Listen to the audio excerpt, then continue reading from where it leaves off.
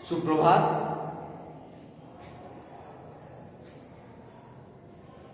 स्वागत है संगीत के क्लास में। आज तो आज हम पढ़ेंगे भारतीय संगीत का संक्षिप्त इतिहास में वैदिक काल में, हिंदू काल, आर्य काल में उसको कहते हैं। इसके पहले जो हम लोगों ने पढ़ाया उसमें पता चला कि संगीत का जो जन्म था, कुछ लोगों ने कहा था, सामवेद में भी कहा गया है कि देवोत्पत्ति और कैसे पृथ्वी आई पता चल गया। लेकिन इतिहासकारों का कहना था कि अगर ऐसी बात थी तो उस समय भाषा क्या रहेगी। लेकिन जब उन लोगों ने खोज की, उस पर शोध किया, तो पता चला कि संगीत का जन्म जो है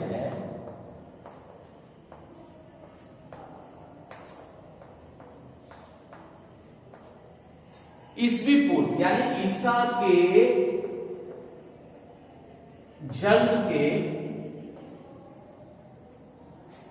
के जन्म से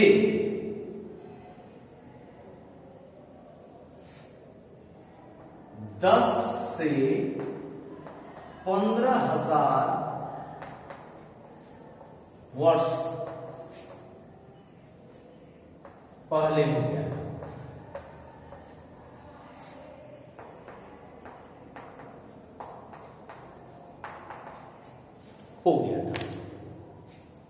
उस समय कोई जात पात या कुछ नहीं था। लेकिन हिंदू काल में वर्गीकरण हुआ, और वर्गीकरण जब हुआ तो ब्राह्मण, क्षत्रिय, वैश्य और शूद्र ये वर्ग की स्थापना हुई। इस वर्ग के लोगों को इस वर्ग में बांटा गया। और उस समय ये इतिहास में है कि ब्राह्मणों को सर्वोपरि माना जाता था।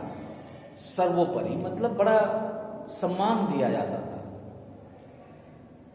ब्राह्मण को ही अधिकार दिया गया था कि आप अन्य तीनों वर्गों को विद्या यानी शिक्षा देने का कार्य ब्राह्मण के हाथ में था। और उस समय की जो शिक्षा पद्धति थी, उस समय की जो शिक्षा देने की पद्धति थी, सारी विद्याओं के बाद संगीत विद्या भी सीखना पड़ता था, सिखाना पड़ता था। ये नहीं था कि कोई जाति विशेष के लिए संगीत थी। जात का वर्गीकरण हो चुका था, लेकिन जो गुरुकुल पद्धति थी, उस पद्धति में ब्राह्मण को शिक्षक की उपाधि दी गई थी। अन्य तीनों वर्गों को शिक्षित करने की जिम्मेदारी ब्राह्मणों के ऊपर थी।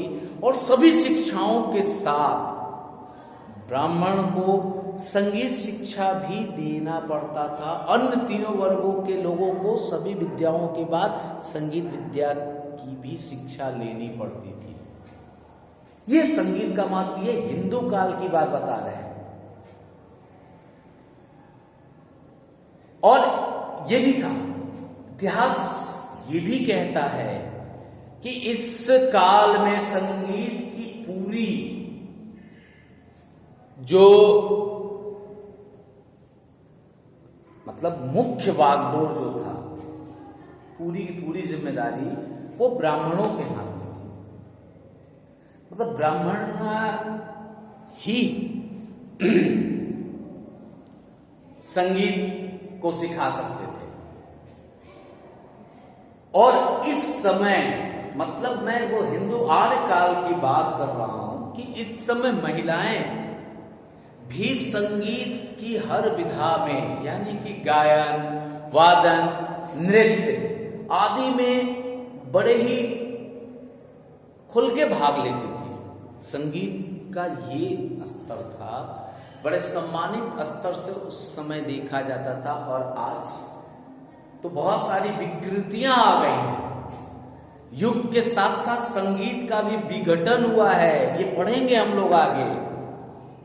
और जैसे जैसे युग बदला, जैसे जैसे भारत देश पर लोगों का राज होते गया, वैसे वैसे संगीत का भी स्वरूप बदलता गया। तो ये आगे हम पढ़ेंगे। लेकिन जब जिस समय की बात कर रहा हूं, हिंदू काल की बात, यानी आर्यों के समय की, रामायण और महाभारत युग की बात जब हो रही है, उस समय की बात में यह था कि महिलाएं भी संगीत में बढ़ चढ़ कर भाग लेती थी। और जो भी संगीत का कार्यक्रम होता था इस समय, वो खुले प्रांगण में, मुक्ताकाश मंच। मुक्ताकाश का मतलब हो गया कि खुले वातावरण में एक जगह लोग इकट्ठे हो जाते थे और वहां पर जो भी उस शहर या उस देश या उस गांव के प्रतिष्ठित व्यक्ति हुआ करते थे, वो आते थे और उसके बाद सारा वो उद्घाटन, जैसे आज के समय में करते हैं, उद्घाटन होता था और कार्यक्रम उसके बाद शुरू होता था। और नृत्य चरम सीमा पे थी। नृत्य का कार्यक्रम जो होता था उस समय, वो खुले मंचों में हुआ करता था।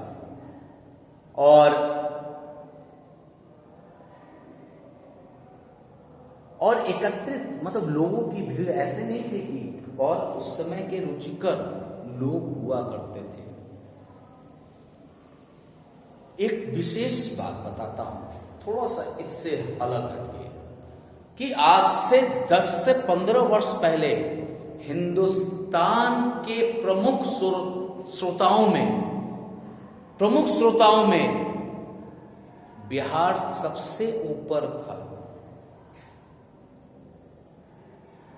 मतलब कि श्रोता भी इतने सुरीले थे कि यहां पर बड़े बड़े जो संगीतकार, भारत रत्न संगीतकार जो होते थे, वो भी आते थे तो पूरी तैयारी के साथ आते थे। जिनको पढ़ना लिखना नहीं आता था, वो भी बता देते थे कि आप कहां पे कौन सा सुर गलत लगा रहे हैं या कौन सा ये राग का ऐसा चलन है। ये था जी संगीत का स्तर। यहां आके आज 15 से 20 वर्ष के अंदर, ये बिहार पटना की बात बता रहा हूं मैं, बड़ी ऐसे ऐसे श्रोता होते थे जिनको ये नहीं कि वो सब दिन भर संगीत सुनते थे। वही चीज, यानी कि ये काल देखने के बाद हम लोगों ने इस काल को देखा है, तो उस काल की जब तुलना करते हैं तो लगता है कि सचमुच संगीत किस स्तर पर रहा होगा। क्योंकि वहां जो भी शिक्षा लेने जाता था, उनको कला के साथ साथ संगीत हर विधा से परिपूर्ण किया जाता था। पढ़ाई लिखाई के साथ युद्ध, अस्त्र शस्त्र चलाने की कला, चित्रकारी की कला, उसके साथ सांगीतिक कला, ये सारे चीज जिस संगीत में भी जिसको जिस विधा में जाना है, कोई नृत्य, जरूरी नहीं कि गुरुजी गाना ही सिखाएं, गुरुजी वादन सिखाएं, गुरुजी नृत्य सिखाएं, ऐसा नहीं था। जिसको जिस विधा में जाना है, उस विधा की ओर उसको गुरुजी ले जाते थे। तो बच्चे भी बड़े उत्साहित होकर, इसलिए उस समय के संगीत को इतिहासकार लोग कहते हैं कि बड़े उच्च कोटि की संगीत होती थी। और एक चीज और भी था कि उस समय जो भी कार्यक्रम होता था, उसमें पुरुष और महिलाएं बड़े बढ़ चढ़ कर भाग लेते थे। तो ये हिंदू काल यानी आर्य काल की बात मैं कर रहा हूं। ये उस समय की बात है। संगीत में ये परंपरा, मतलब राम युग के आसपास उस समय की बात हो रही है कि संगीत का क्या स्तर रहा। आज हम लोग इतना ही पढ़ेंगे, इसके आगे का भाग अगले क्लास में। तब तक आप लोग इसमें से जो भी प्रश्न बने उसको जरूर बनाइए और पूछिए। तब तक के लिए धन्यवाद।